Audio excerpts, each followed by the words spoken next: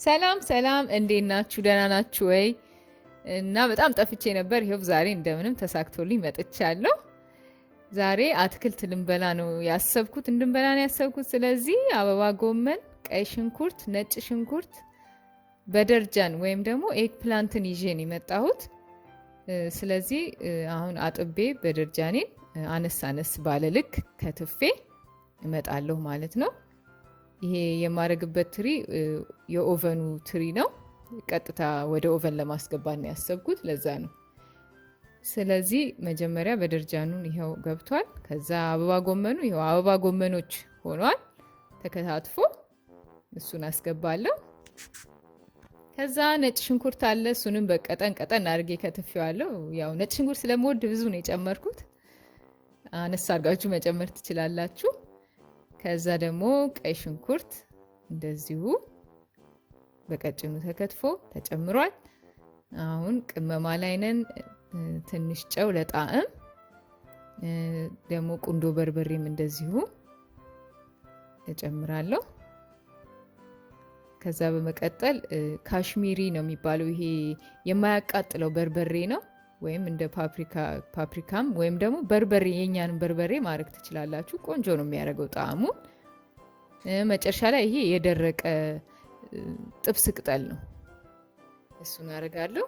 ከዛ ያው የማገናኘው በኦሊቭ ኦይል ነው። ኦሊቭ ኦይሌን እጨምራለሁ። ከዛ ጓንቴን አድርጌ መጥቼ እንግዲህ አገናኛቸዋለሁ ማለት ነው። እኔ ይሄ በደርጃን ወይም ኤግ ፕላንት የሚባለው ምግብ ማለት ነው ሰው ሲሰራውም እንደገና እኔ ገበያም ላይ ሳየው በጣም ነው የምፈራው ማለት ነው ለመቅመስ። ግን ለካ በጣም አያስፈራም። በቃ የዝኩኒ ዘመድ ማለት ይቻላል። እንደዛ ነው ጣዕሙ ይሄ ነው ተብሎ የማይነገር የለም። ያው እንደዛ አይነት ለስላሳ ጣዕም ነው ያለው። ምንም ብዙም ልዩነት የለውም ከዝኩኒ እኔ እንዳየሁት ከሆነ ማለት ነው። ስለዚህ እንደዚህ ቅመም ምናምን ሲነካው ቆንጆ ነው የሚሆነው ማለት ነው። ከሌሎች ነገሮች ጋር ተቀላቅሎ ጥሩ ነው የሚሆነው። ሞክሩት። ከዛ 223 ዲግሪ ሴንቲግሬድ ላይ የጋለ ኦቨን አለኝ። እሱ ውስጥ ለ30 ደቂቃ በስሎ ይኸው እንደምታዩት ትኩስ ሆኖ ወጥቷል። አሁን የነጭ ሽንኩርቱና የጥብስ ቅጠሉ ሽታ በጣም አሁን የሚሸተው እሱ ነው እዚህ ላይ ማለት ነው። እና በጣም ነው ደስ የሚለው የሚያጓጓው። በሳህን ላይ ገልብጬው ደግሞ እመጣለሁ።